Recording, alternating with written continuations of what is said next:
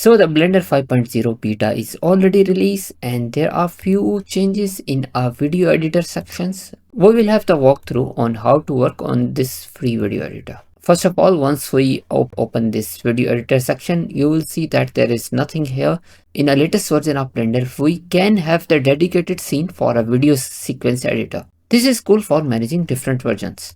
So if we click here, this is the scene. If we select that, you will start seeing the layer section of sequencer. Hopefully once the full version is released, maybe it will be selected by default. So we can easily drag drop or bring the videos like that. Plus we can lock the layer. If we lock the layer, we can't move it anywhere else. If it is unlocked, that means we can bring it freely with the help of mouse, just by grabbing from the mouse and take it anywhere else. So I will go to the last frame and place it there. That way we'll have some area to play with it. Here we will have the blade, which can also access by clicking the K key.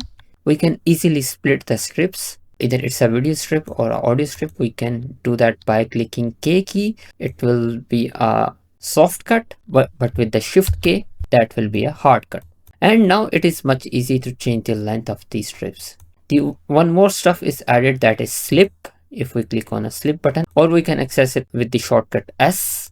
If I click the S button, you can see that I can slip the strip there.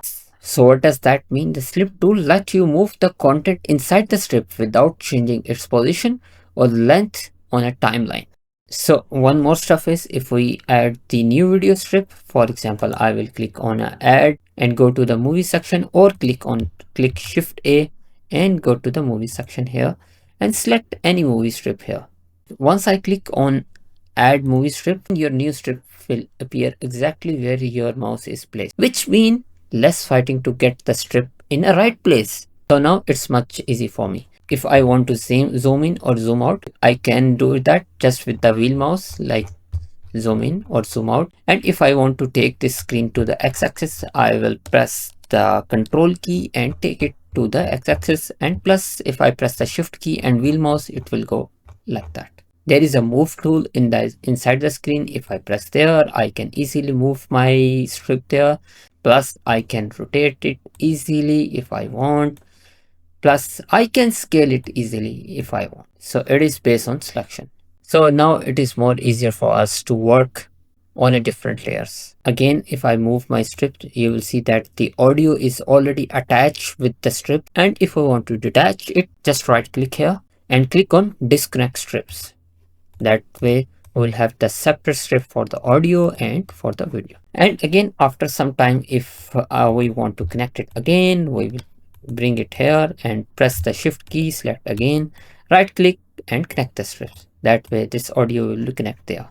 So for the fade in and fade out, I will press the blade on some places. So we will test all the functionality in a fade section. I will go in add section. There is a fade menu. We'll have the option fade in and fade out directly. That way we'll have the strip like that. Let me hide that to have more good look. Reset the scale and bring it in the middle. So you will see that we will have the fade in and fade out on a strip. If we zoom in, you will see it here. We'll have the fade in and fade out. Another option is, if I go there is the option from the current frame. That means it will start from the current frame. That way it will start fading out from this frame till the last. So this is also a handy option. The next one is, there is a fade to the current frame. That means it will start fading from there, and we will see that.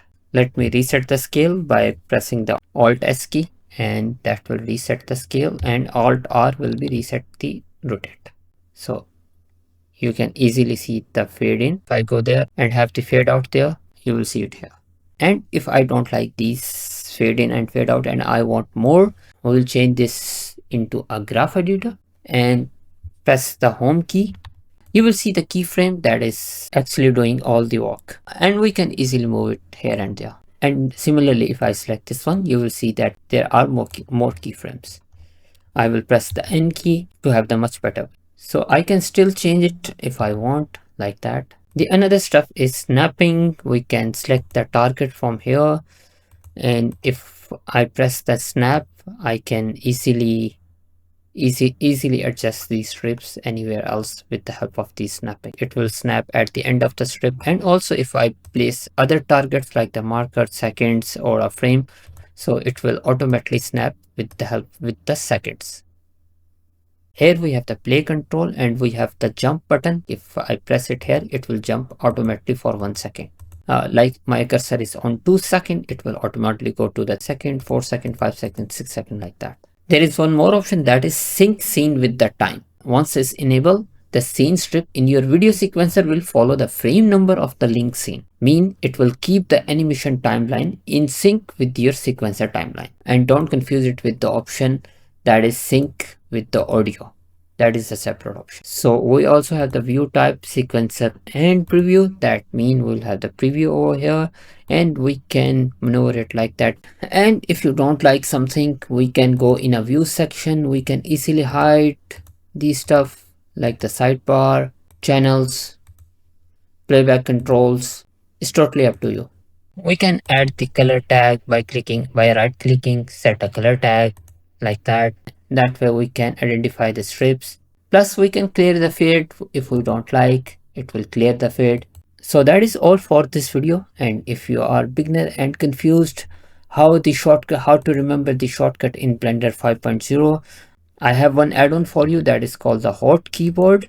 What it does is display all the shortcut with the keys. The video is here, you can watch it.